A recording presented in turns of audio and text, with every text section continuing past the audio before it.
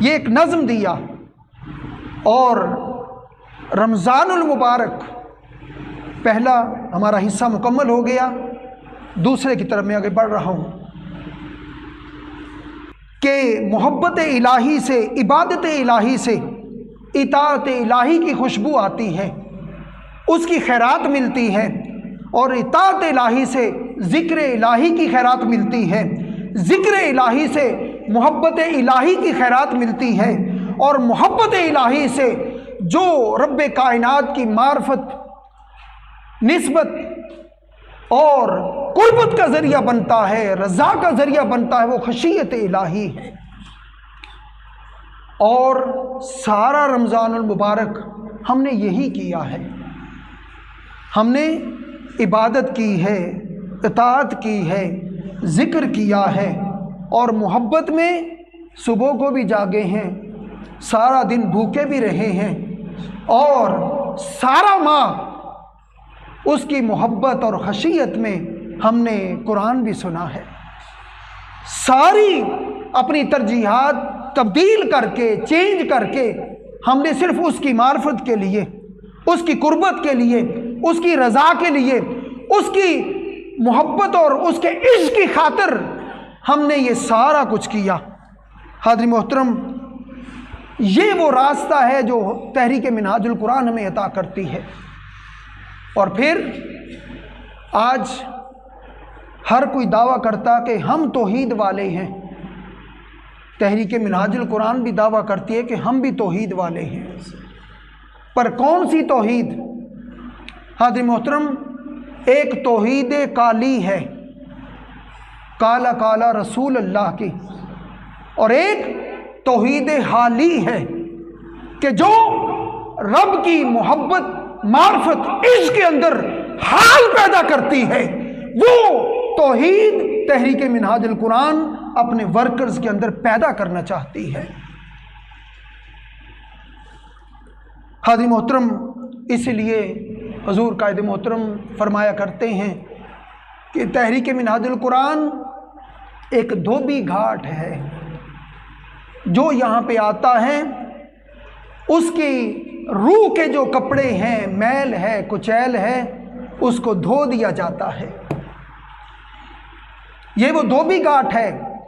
کہ جہاں پر اس کی عبادت، طاعت، ذکر اور محبت اور عشق الہی کے پانی کے ساتھ اس کے سارے میل دھو دیے جاتے ہیں، پھر اسے توحید حالی کا وہ رنگ نصیب ہوتا ہے۔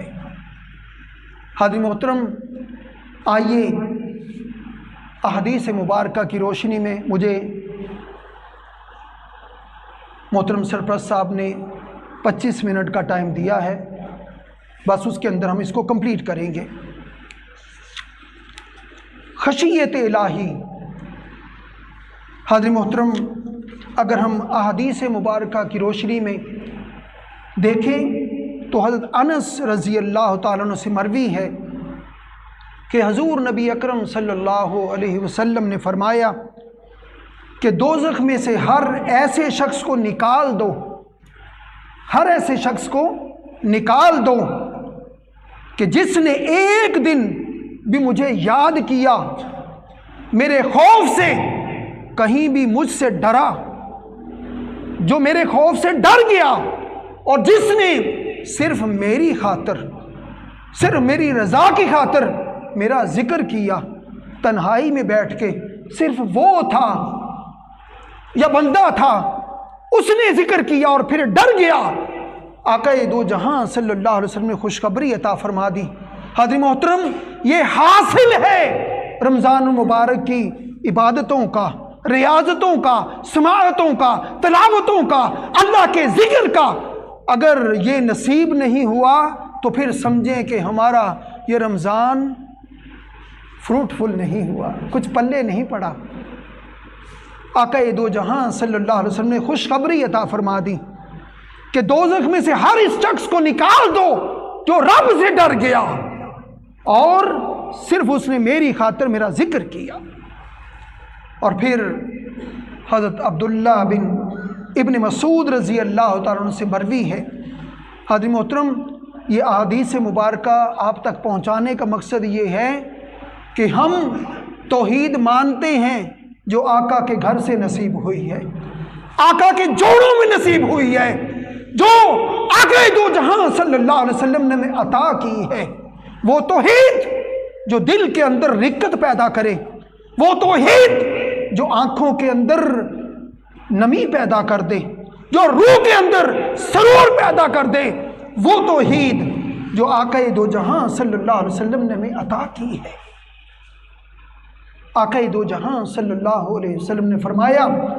کہ جس مسلمان کی آنکھ سے مکھی کے سر کے برابر خوف خداوندی کی وجہ سے آنسو بہہ گیا اور اس کے چہرے تک آ گیا تو اللہ تبارک و تعالیٰ اس پر دوزخ کو حرام کر دے گا۔ ہائے ہائے ہائے، یہ وہ رب کی محبت ہے، یہ وہ رب کی قربت ہے، یہ وہ اس کی رضا ہے کہ جو دل میں وہ کیفیت پیدا کرتی ہے کہ آنکھیں چھم چھم برسنے لگتی ہیں۔ حاضر محترم، جب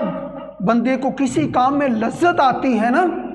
پھر وہ کام آسان ہو جاتا ہے۔ حاضر محترم، حضرت ہیشم رضی اللہ تعالیٰ عنہ، ہیشم بن مالک سے روایت ہے کہ حضور نبی اکرم صلی اللہ علیہ وسلم نے لوگوں سے خطاب کیا۔ آقا صلی اللہ علیہ وسلم نے لوگوں سے خطاب کیا اور خطاب کے دوران ایک شخص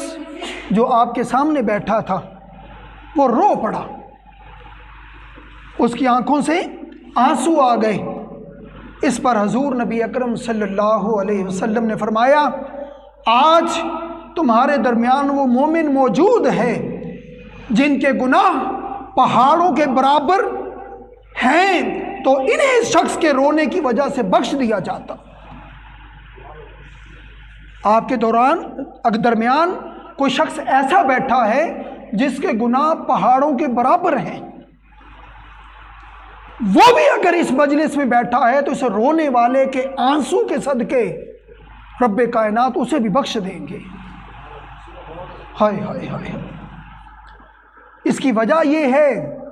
کہ فرشتے بھی اس شخص کے ساتھ روتے ہیں۔ ہائے،